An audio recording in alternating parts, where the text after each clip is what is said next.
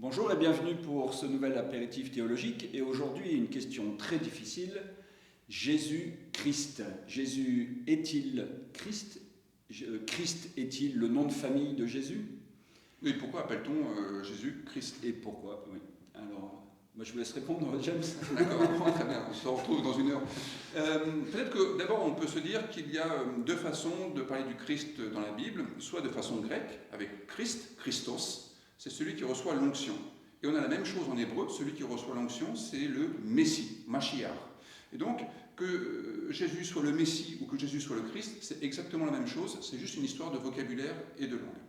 Et du coup, ça nous dit ce qu'est le Christ. C'est d'abord celui qui reçoit une onction d'huile. Vous voyez, c'est l'idée selon laquelle on va s'imprégner de Dieu et Dieu va être au-dedans de nous, ce qui fait que lorsque nous allons vivre, lorsque nous allons agir et même parler, nous allons transpirer Dieu, nous allons suer Dieu en quelque sorte. Et celui qui est défini comme Christ, est-ce qu'il est considéré comme étant à part des autres? Il est à part en ce sens qu'il a une vocation particulière. Il va interpréter à sa manière, il va incarner à sa manière l'espérance de Dieu. Mais il n'est pas séparé au sens où il serait d'une autre nature que vous et moi, par exemple. Jésus est tout à fait homme, comme vous l'êtes et que je le suis également. Ce qu'on peut aussi constater, c'est que Jésus n'est pas le seul à être nommé Messie ou Christ dans la Bible. On commence avec Saül, puis David, Salomon, les rois d'Israël sont des Messies. Il y a même Cyrus, qui n'est pas du tout israélite et qui est aussi nommé comme Messie. Le fait de recevoir l'onction fait de nous un Messie. Et après Jésus, est-il possible qu'il y ait d'autres Christ? Parce que je crois que Luther et Calvin distinguaient cette possibilité. Ils n'avaient pas effectivement tout à fait la même posture. Avec Luther, on a ce qu'on appelle l'intra-luthéranum, c'est-à-dire que Jésus est totalement Christ, mais il est aussi la totalité du Christ.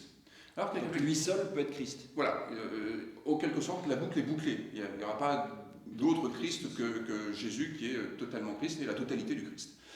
Ce qui, du coup, a une influence sur la célébration de la scène.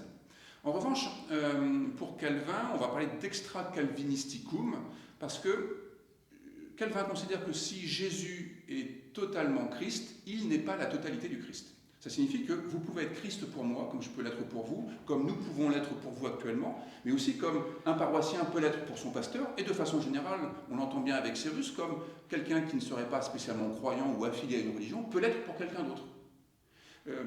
Du coup, qu'est-ce qu'on pourrait dire de ce qui fait que quelqu'un est Christ?